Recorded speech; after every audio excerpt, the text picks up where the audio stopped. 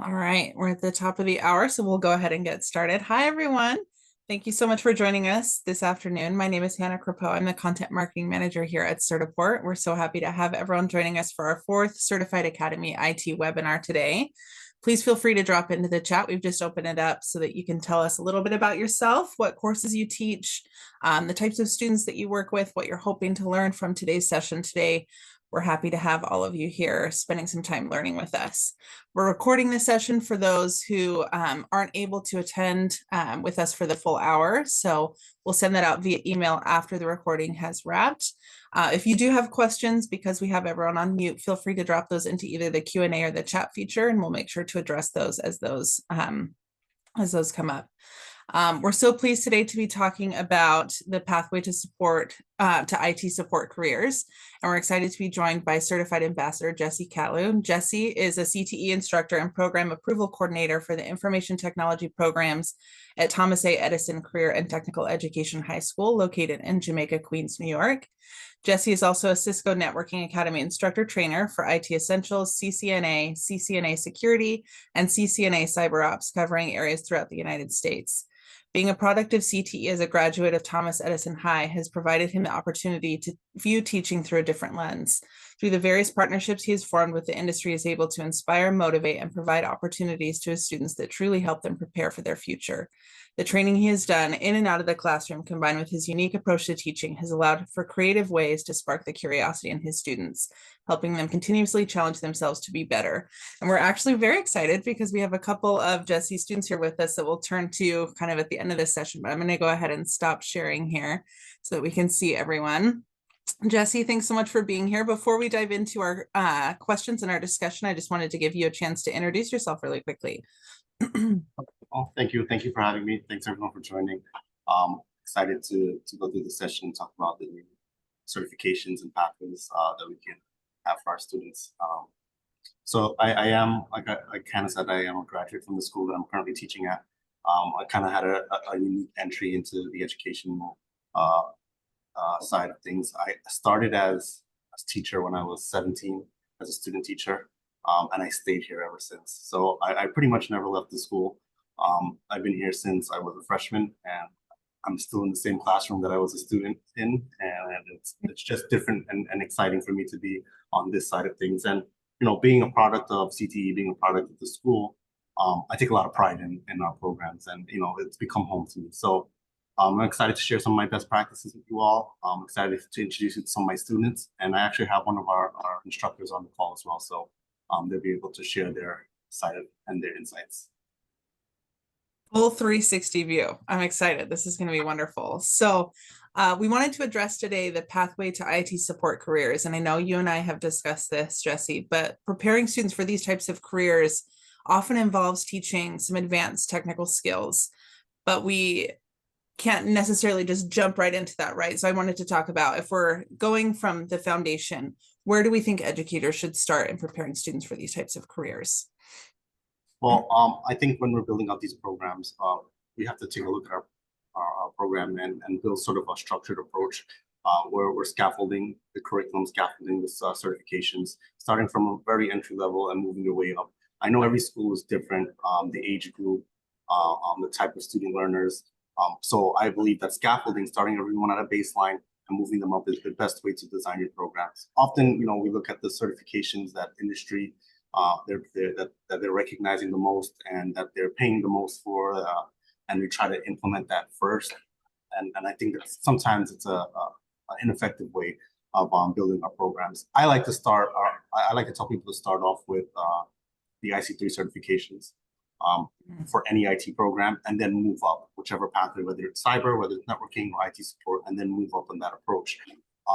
I've always wanted to see industry or from the educational standpoint, I always wanted to see IC3 given to every student. I know that's a hard goal sometimes for schools, logistically planning, financially planning. But I think that every student in high school should take an IC3 certification because technology is everywhere, whether they're in the healthcare industry, whether they're in the IT industry, engineering, robotics, you name it. They have to have some sort of foundation in IT, just navigating a computer, being able to basic troubleshoot themselves and safeguard them from things on the web. And the IC3 helps and covers most of those things. So I like to start off there and then break away depending on the pathway that you choose. So for those on the call who aren't familiar, thank you, Jesse, for that introduction. I think that is the foundation that we're all looking for, is those digital literacy skills. So IC3 is our digital literacy certification. And to Jesse's point, it's all about scaffolding, right, from those basic digital skills and kind of moving into these different pathways depending on the careers that these students are looking for. And one of the things that you and I talked about is you have a pathway and kind of a vision for your students and for their future careers. How do you communicate that to those outside of your classroom, particularly those maybe on the administration side? Well, I often ask administrators to preview the content that we're using, preview the certifications. You have to bring back data to show them that these certifications are relevant and these certifications are in demand. And this is what's going to get our students hired at the end of their 4 years with us. The administration, to their defense, they're running a building. They have a lot on their plates, and they leave it up to leaders like myself to structure our programs and build it. But they want to see on how this is going to positively impact the school, the community, and ultimately the student success when they leave. So bring back data, labor market data. Talk to your community industry partners. Have them come hold meetings within your school with industry partners. Have your administrative staff come down with them and explain this is the need and this is what we're looking for and this is what we're going to hire. And when they hear it coming from the industry's mouth, they're gonna, it's more supportive than we're just bringing them all this data. We need to prove it to them that this is useful. This is going to make our schools stronger, and this is going to make our students successful when they leave. I think constant involvement with industry and post-secondary partners is key to your success of your program. Bring them in, have them work with your kids, meet regularly, review your curriculum, review your exams. Maybe you're doing a project, send it to your industry partner first. Say, hey, is this all right? Am I covering the skills that students need in the industry? And it'll make you for a better and a wholesome program, rather than you trying to figure it out all in yourself. There's people out there doing it. You're just here to facilitate. So use the resources that you have as much as you can. Yeah, I think not trying to take everything on yourself. I love the idea of bringing in representation from industry, from those secondary education institutions, because I think it not only validates, but it also brings in different perspectives about what might be needed. And one of the things that you and I discussed earlier is this concept of scaffolding the learning, right, of the students so that they have a solid foundation and kind of move to these different levels and preparing them to move to that secondary education or even to the industry level. How do you select certification exams that kind of align with each of those different levels or those scaffolding techniques that you've mentioned? Well, so I like to use certifications, again, that industry recognizes. I don't want to give students certifications that are, just them collecting badges and won't really help them when they leave. And I gravitate towards the CompTIA certification, the Cisco certification, and the CompTIA, Cisco, and the Certiport certification. I gravitate towards those because that's what industry is looking for. Starting off at an entry level point and then building as we go. You want to decide what you want your program to end with, and then kind of work backwards and see what skills that they need to reinforce and make them get to that level. So for example, our IT support program, we like to end that with the A+ certification. So I look at the objectives of the A+ certification, and I look for other certifications that can help support them to get to that level. An A+ certification through CompTIA it's a rigorous exam.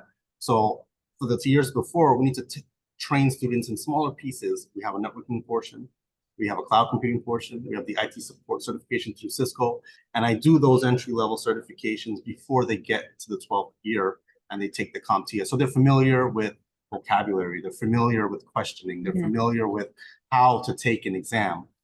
Throwing a student in immediately into a peer review testing center can be quite intimidating. So if we start off small and help them move their way up and do it in smaller chunks rather than taking one huge comprehensive exam, I think that will set your program up for success. We've had a lot of programs in the city that they're starting off with an A+ in the 9th grade, then they're doing the network plus in the 10th grade, and then the security plus. And not that it's not doable, but depending on your environment, your classroom size, your classroom type, the type of learners, it could be difficult for some classes, and we've seen that difficulty throughout New York City. So when we have these conversations, we need to break it down into smaller segments so the students can be prepared for success rather than giving them that entire workload. If we take a look at the objectives of these exams, work experience is actually on most of these objectives for the higher level certification. And you got to think about it. We have these high school students that are coming in, they've never been in the industry before. So us giving them the exams that professionals are doing and people in their fourth year of college are doing, I think it's setting them up for failure by doing it so abruptly. But if we take it in smaller pieces and scaffold our program and end with that major certification, you'll set them up for success. So thinking about the scaffolding and the kind of approach that you've mentioned, I know that obviously, depending on your classroom, this can vary, but at what stage do you integrate the certification exams, right? Are we starting out in the first couple of weeks of the semester? Is that something that you're doing as a final exam? How have you decided to build that in? Well, at all of our programs here at Thomas Edison, every year the students take one certification. And we program that towards the end of the year. So May, June is when we do certification exam testing. We kind of want to have them stack their certifications and leave with as many credentials as possible. So that's why we offer it that way. And we want to validate the content that we're teaching. So the students are not just in class and they're actually leaving with something.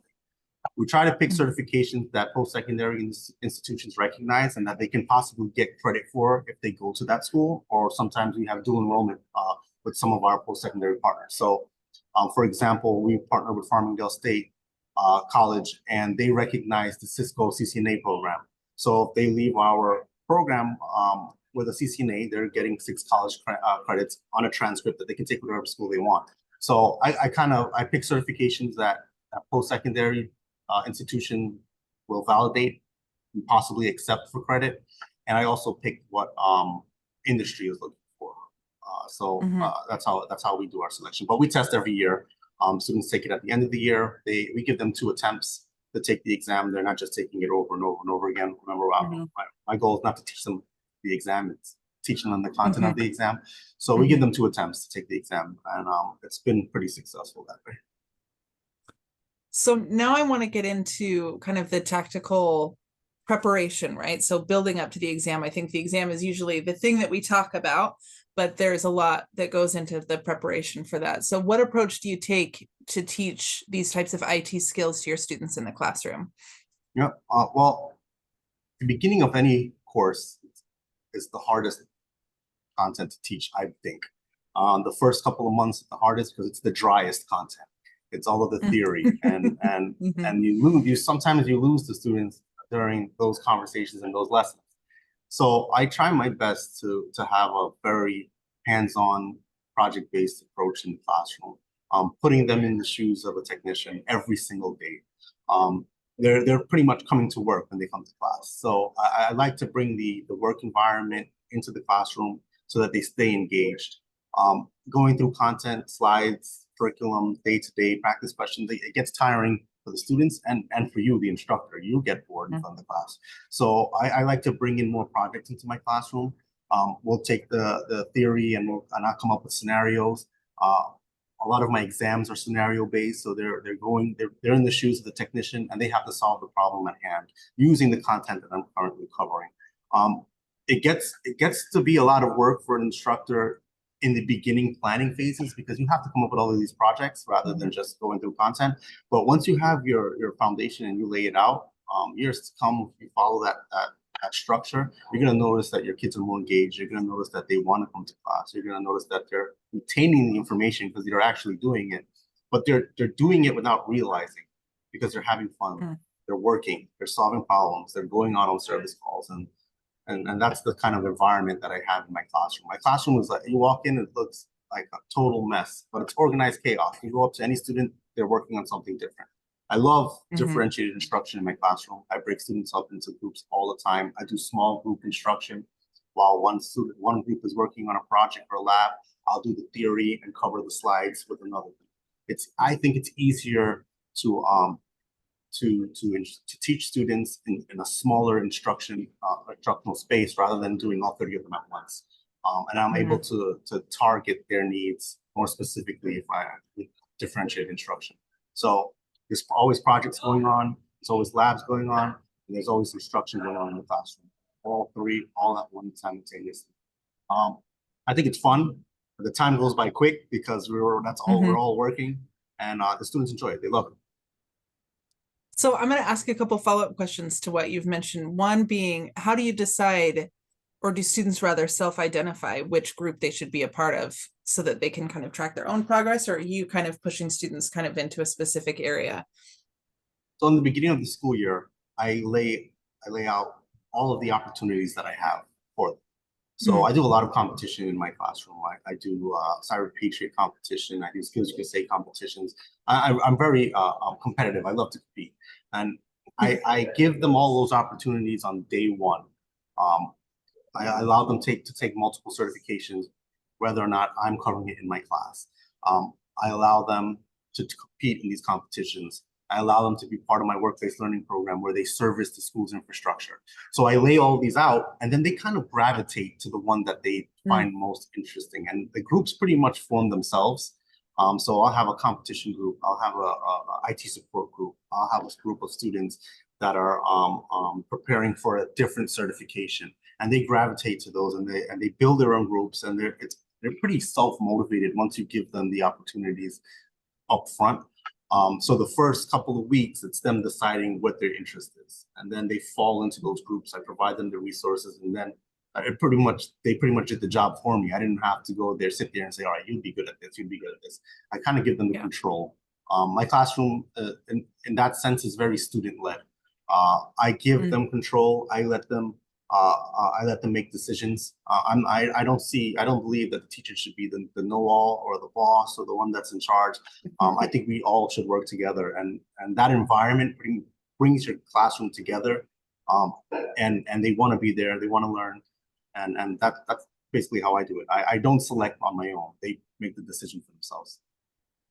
Well, so much more mirroring, right, what it's going to be like in the workplace, because a lot of times you're applying for the jobs that kind of gravitate and match toward your interests.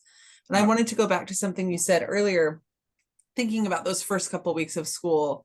A lot of times getting students into the right group or helping them find their passion requires covering some of that theoretical knowledge like you talked about. So how do you keep that component, the vocabulary, all of like the introductory stuff, how do you keep students engaged in those first couple of weeks? Well, I'm brutally honest with them, and I tell them that we have all this fun doing all the projects in the service, but we still have to get through this theory Yeah. portion of it, right? So I still have to be a traditional instructor at some point. Um, I One of the things that I do is I keep a tech manual, so the students build this portfolio. Sorry about that. They build this portfolio with all of the lessons, all of the labs, and it's sort of like a textbook that they're making on their own. Yeah. For vocabulary specifically, they have a glossary at the end of their tech manual where I give them the terms in the beginning of the week. Their assignment is to go through the curriculum, get the definitions for it, but not just define it. I let them do what I do for them. They have to give me the definition, and then they have to take that word and give me a real life scenario where that term would be used. So in the workplace, so that they have to write up this entire script for just one vocabulary word. So how is that one word implemented in the industry? Where pose a problem to me using that word in that problem. Create a scenario where that word will be used. Find something online where maybe there was a cyber attack, and let's say the term was malware. Show me where malware, show me a real world example of malware, how it affected people, how was it solved? And that's part of their glossary, not just defining it, because anybody can go through the curriculum and find the definition, but really show me how it's used in the industry. So it kind of gives them that sense that they're not just memorizing words, they need to know these terminology in order to be successful in the workplace. Well, it's taking it one step further. It's the application of the knowledge, not just the regurgitation, which I think is so important. And it ties in to, you said, your approach in the rest of the year, right? And the rest of the semester is that you like the students to be hands-on, executing on the things that you've learned. For educators who might not be at a CTE high school or who are short on resources, how can they get creative with those types of hands-on projects, do you think? So I like to bring industry into my room, into my classroom. One of the things that I have here is I have a tech team that services the day-to-day instructional technology. So what I do is I identify a group of 7 to 10 students that are my lead technicians. And then we run the classroom as if it was a help desk scenario. So we have a ticketing system. The students answer the phone, they take the calls, they put it into the ticketing system. Then we have some managers that will assign tickets to specific groups based on what they've already covered. Mhm. And then they'll go out and they'll do the work in the building. So I can be sitting at my desk and kids are going in and out all day, but they're running their business. They're running their help desk. They're going to the customers. They're troubleshooting wireless issues. They're coming back. They're documenting their findings. They're sending out satisfaction surveys. So I pretty much turn my classroom into a live shop using the school. You know, technology is big in schools now. So you have an IT program. Why not self-sustain your building? I know Mhm. a lot of schools find struggles with that because they have outside vendors managing their infrastructure uh, and things like that. So what I would do is maybe work with those outside vendors. Maybe the students are shadowing the technicians. They don't have to be working on it, but they're actually going out and seeing how a day-to-day life of a technician is. We're one-to-one at our school with student devices. So we have about 2,200 students. And every day there's 30, 40 issues every single period. But I leave my door wide open. People can come for IT support anytime during my class, and the students are doing it, taking what they've learned in the classroom and applying it practically. If you don't have an environment like that, I always encourage people to get their industry partners to come in and do projects with your students. So maybe they'll Mhm. come in and do a case study. Maybe they'll come in with a couple of desktops and bug them and have the students go through the desktops and they'll judge them and see, all right, you found this bug, how did you fix it? And let your industry partners do that. Let your industry partners come in and grade exams sometimes. And we find that to be very interesting for students because now they're not just getting it from you, they're actually getting it from people who Mhm. are they're making a living off of what they're learning about. So have your industry partners come in and set up labs for your students. And a lot of the partners, they love to do it. We have that all the time here at our school, especially for like our automotive programs and things like that. Partners come in with cars, they bug them, and the students are there fixing it as if they were a technician in the shop. You don't really have to have a real job experience for them to go to, Mhm. recreate the industry in your classroom, put them in the position of a technician by a scenario-based, project-based approach. Another thing that I do is I have my students create labs for each other. So, for example, if we're practicing for the cybersecurity competition, we have 4 teams that are competing. Each team creates virtual machines for the other teams and bugs them so that they're competing with each other, but they're Mhm. learning by planting these bugs, and then they're also learning by finding the bugs of their other classmates. So have them test each other, make in-house friendly competitions, and I think a competitive classroom it's fun, and the students are learning without even realizing that they're doing it because they're enjoying it. So let them compete against each other, let them create the competitions for each other. And it gets very interesting because they're finding all of these bugs because they want to stump the other team so badly. So they're going above and beyond the curriculum or the scope that you've covered just to find something that no one knows about. So they're learning new things just because they're doing this competition. So that's some of the ways that I keep it engaging in the classroom.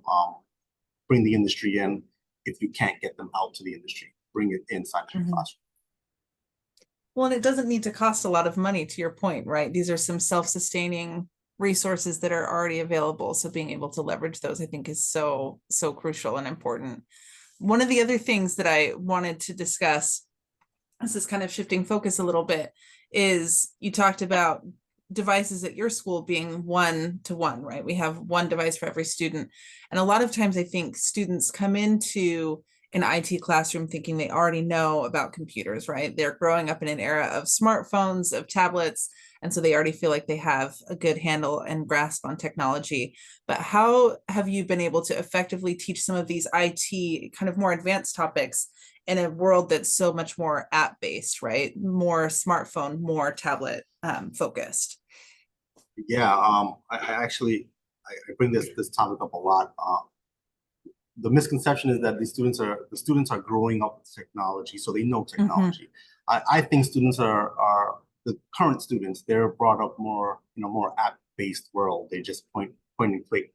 They're doing everything on their phones or tablets. So it's in Hmm. an app-based environment. But when you come into an IT classroom, whether you're doing cybersecurity, networking, or IT support, they need to know how to manipulate multiple operating systems, not just an app-based operating system. They need to know how to manipulate Windows Server, Linux machines, Windows 10, Windows 11, how to move and navigate through those operating systems. I think those are key skills to get them before they start doing anything advanced. Oftentimes, I'll have a 12th grader. They'll come to me. We'll go through an entire CCNA curriculum. They can configure a router. They can do switching. They can do routing protocols. They can do security. But I asked them, can you change an IP address on a Windows machine and make it static? They don't know where to find that setting because they weren't familiar with navigating the operating system.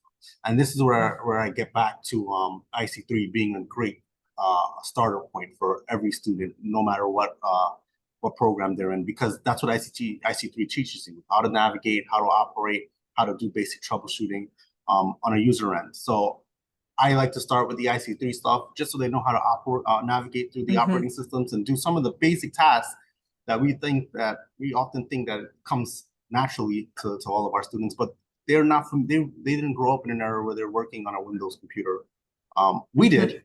We That's all we had. We had Windows machines. Hmm. I didn't have a tablet until I was in the end of my high school career. So I didn't know how to navigate a tablet when the tablet came out, but I knew how to navigate Windows if I needed to, because that's what I use on a Hmm. day-to-day basis. Hmm. Also, having your students use the technology that you're teaching daily. So often I go to visit schools where they'll have an Apple Mac OS program or an Apple program, but they're using Chromebooks in the classroom.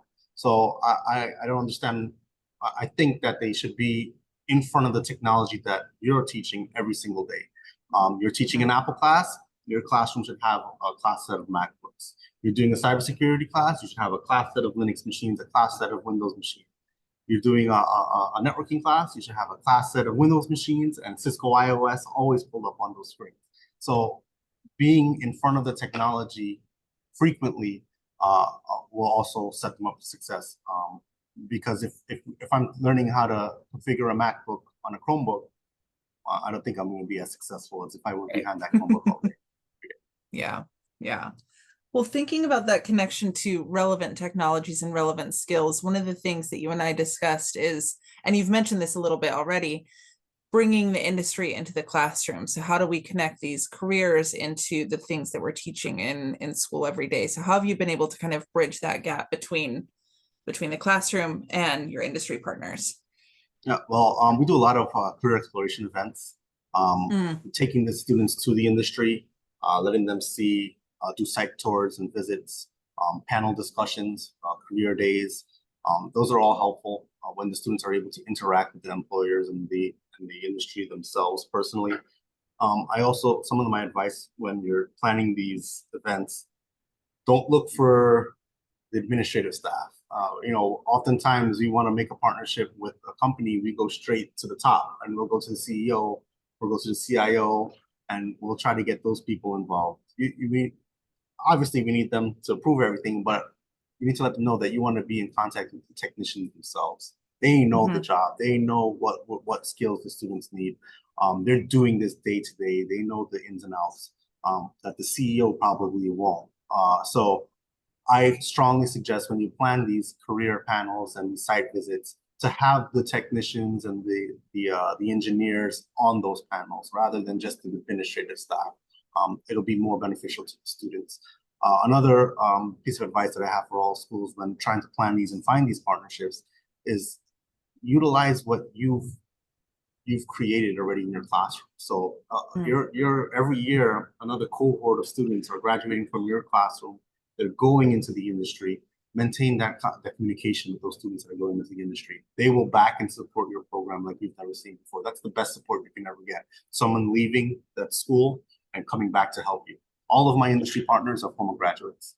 working in Cisco, working at SeatGeek, I have one working for the FBI, but they all come back to train my students. They set up these site tours, they set up these work-based learning experiences because they have pride in where they came from and they know they started there. So they'll continue to help you year after year after year. Oftentimes instructors say it's so hard for me to find an industry partner that wants to work with me.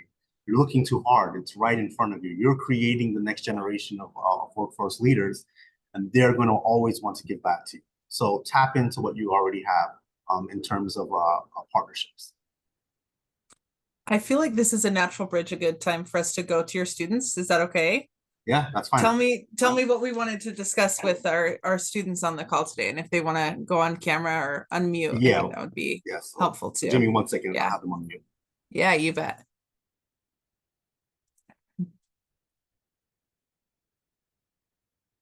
And while we're waiting for that, if everyone, we're coming to the end of our kind of pre-prepared discussion.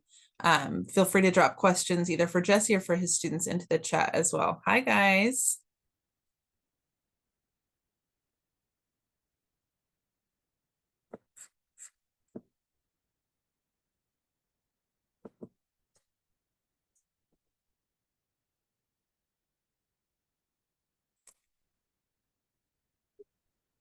All right, can you guys hear me okay? Perfect. We'll wait for Jesse to come back online. Oh, there he is. All right, so with me today, I have 4 of my students in my 12th grade program, all alongside one of my instructors, Devendra Sitcharan. He's sitting up front with him on the way to camera, Mr. Sitcharan. So he's also an IT instructor here at Edison. Like we said, tapping into our resources at the school in our classroom. Devendra was actually my student 3 years ago. And he went into industry. He was great in the class, top of the class, and kind of convinced him to come back and become a teacher. So now we're teachers in the same program. He teaches the 11th and 10th year. I teach the 12th year. I'll leave it to him to introduce himself and talk about his experience with certifications and so on. Yeah, definitely. So thank you, Mr. Booth, for having me here. So I graduated back in 2020 from Mr. Booth's program. I met him back in about 2018, and he noticed my skill actually on the IC3 certification. That's what I took in my 10th year in high school. That's what kind of got me into computers, understanding how to use them. So it was a great certification for that and kind of pushed me into the IT field, where he then introduced the IT fundamental certification. And speaking about pathways, certifications were kind of a goal setting objective for me. So I would look at all the different certifications that he had to offer, and Cisco, CompTIA, and Certiport would have to offer. And I would set my goals on, okay, I'm gonna learn these skills, take this certification, and then what's next? That's kind of what drove me to keep pursuing higher level certifications and then keep growing within the field. That coupled with different problems around the building, I was with that team of students that he mentioned before, working around the school, fixing teachers' issues. So that would always kind of push my goals to keep pursuing those higher level certifications. After I graduated, I went to St. John's for a year.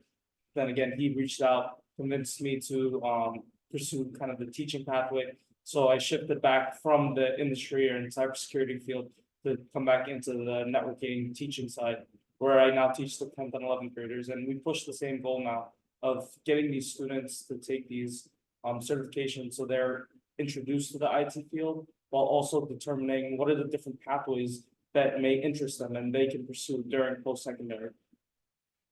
And I'll turn it over to the students here. So these are our current students in the 12th year program, and I'll let them speak about their experience. So just introduce yourself and I'll introduce you to me. I'm Christian again. This is Abrar. We have another student that joined us, Samir. So my name is Samir Narayan, and currently Mr. Kulu's IT security program. And honestly, I wouldn't say that I'm trying to get into the field because I'm really interested in like pharmacy, but over like my first like 3 months I've been experiencing in the school, I've come to realize that this environment is actually like really like enticing, and like as a student and entertaining, and I want to be here every day.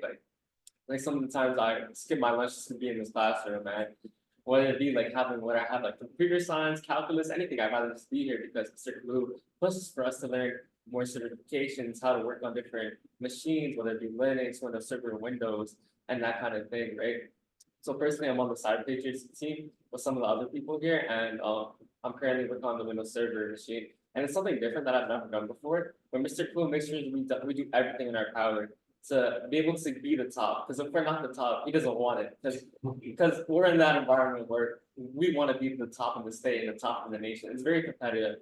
And as a student, it's like the cybersecurity field, I think like that drive for competitiveness is really important because you want to be that one who stands at the top. And it really means a lot for a lot of people that intend to compete. And during my 10th grade year, we took IT fundamentals and from CompTIA, and last year we took IT security network. And this year Mr. Ku's having us do a lot more than we did last year because he wants to ensure that we're going to be the best of our class. Like whether it's going to be IT security, cybersecurity, or the CCST, the support technician, or network plus, or any of that kind of thing. We have to ensure that we choose our path. Even as a student who wants to study pharmacy, I think it's important that I still know how to work machines, and especially in a environment that has a lot of technological innovations, especially within medicine. It's important that as someone who wants to do research and that kind of thing knows how to work these machines, because technology is having a really increasing awareness in the surrounding environment of medicine. So we aren't able to like be able to adapt that environment into our medicine. We're gonna stall for a lot of years to come. So I think that's why technology is really important in all different aspects. So Christian, you can just take it off from your experience. Okay, I'm completely different from him. I very much would like to do something in the IT field, specifically something like penetration or chief cybersecurity officer. But it was different for me because no one in my family really likes technology, so I had to learn everything coming here. And earlier, Mr. Clue was speaking on how the first few months, well, the first few weeks are rough because it's all theoretical and content based. That's how the other year, we were in the same class for the other two, IT fundamentals and IT networking security. It was very much like nothing hands-on. It was writing down. That was also difficult because none of it really stuck because it was more helpful this year because we do a lot of hands-on stuff. Like Samir specifically, he works on more Mac OS machines, and I mainly do technical support around the rest of the building. All right, so I'm a brother, and I'm currently in the IT cybersecurity field with all Samir, Christian, and I'm being taught by Mr. Kulu. And the way we learn in this class is, I feel like I learn better with doing hands-on. So I'm usually working with Christian to help out all the teachers' issues. And I'm also in the cyber pages team. I'm also helping, I'm learning how working hands-on and specifically how to solve the Windows issues that are in the system. So I specifically work at Windows 11 and the Windows 11 machines. And Mr. Blue taught us that if we work on hands-on specifically, we learn better with our mistakes. Like every mistake that we go through, that helps us learn even more. And I feel like this class, like specifically, I learned more compared to the others because I actually work hands-on. My other years is specifically just curriculum, just learning through the whole curriculum, just not doing anything hands-on. But when we did hands-on, I specifically learned a little bit more, much more than before. And I'd just like to shout them out. They're first, second, third, and fourth place in New York State for cyber pages. So they're doing pretty good. Got to give this shout out while we have them there. Thank you guys so much for joining us. It's always great to hear from the people that it's impacting the most. So Jesse, I'm glad that we got the team together to talk about that. Just in wrapping up, and this can be for everyone who's here with us. What advice would you share with our attendees or educators who want to create a strong pathway for their IT programs? So Jesse, we'll start with you, and then if anyone else has any thoughts, feel free to jump in. Yeah, so some advice that I would give, definitely tap into industry, tap into post-secondary, make sure you have your support. A lot of this we can't do without having strong partners on our team. Make sure that they're reviewing your curriculum, reviewing the work that you're doing, because we're in the classroom most of our time. We're not able to get out there as much and learn the new content or see what's new and relevant in the industry. Have the industry come in and teach you those things and keep yourself up to date. I also suggest for strong programs, take the certification that you're giving your students. often I go into schools and the instructors don't have the certification that the students are taking. I think that is very ineffective approach if you don't know what the students are sitting for. Every year recertify, get current with the content, take the exam when it expires, recertify yourself before you offer to your students. So it'll be a much more engaging and effective instructor if you're able to do that. Also, I encourage instructors across the nation to have a lot of student voice in your classrooms. You make them be involved, let them lead your classroom. I often say that I'm not here to teach them everything about IT. I'm here to teach them how to learn. I'm a facilitator of instruction, not a teacher. Push them in the direction that they need to go, and they will go in that direction. So have a lot of student voice in your classroom. Let them lead, and let them make mistakes, like you said. And that's where they learn from. They learn from being leaders. They learn from working collaboratively, and they learn from their mistakes. Most importantly, so give them the opportunity to be the ones in charge. All right. Anything else, you guys, to add? I feel like that was a great kind of wrap up for everything, but I wanted to give you guys a chance to say anything else. Yeah, I think that was really good. And also another thing that Mr. Pu usually does, from a teacher's perspective is we're constantly reviewing, since I teach the 10th and 11th graders and Mhm. we're in constant review of what we're doing in the earlier grades to help them progress to that 12th grade level. So in his free periods, he'll stop in and see what we're doing in that class, and we'll always have that conversation of what we can do to try to improve these activities, to be more hands-on, get the students more interested in those earlier years. So by the time they reach that 12th grade, it's pretty much just second nature to them. So, and constant improvement, looking at what you're doing and making sure it again meets what industry is. Yeah, I agree. Collaboration is key, especially if you're in a department where you have multiple teachers teaching the same thing. Meet once a week, see what everyone's covering, be on the same page, because when they come to you the next year, you know that everything was covered and that you'll have a higher success rate, because as they progress, it's just gonna get harder and harder and harder. So if we're slacking off in one of the years, it's gonna really affect the students for the other years.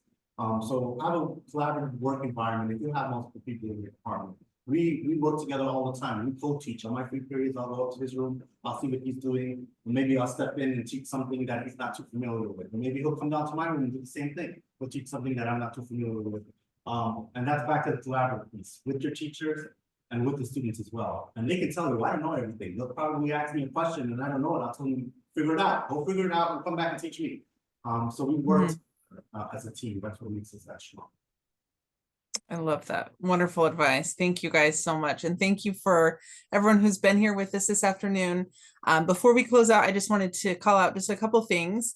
The first is that part of this Certified Academy IT program, we offer a boot camp. So Jesse and the team have mentioned several certifications as part of our portfolio.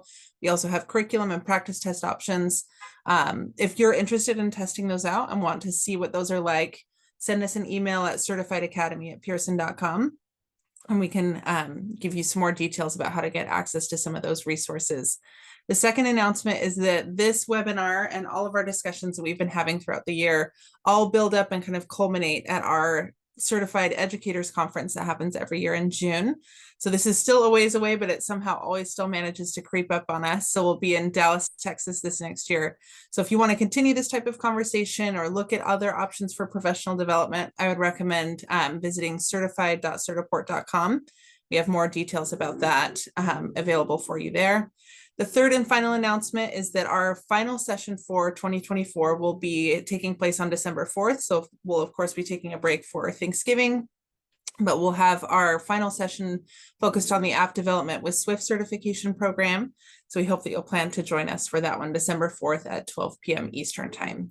So thank you so much, everyone, for being here with us today. Thank you guys for sharing your expertise with us, and hopefully everyone has a great rest of your afternoon, and we'll see you in just a couple weeks. Happy holidays, everyone. Thank you. Thank you. Happy holidays.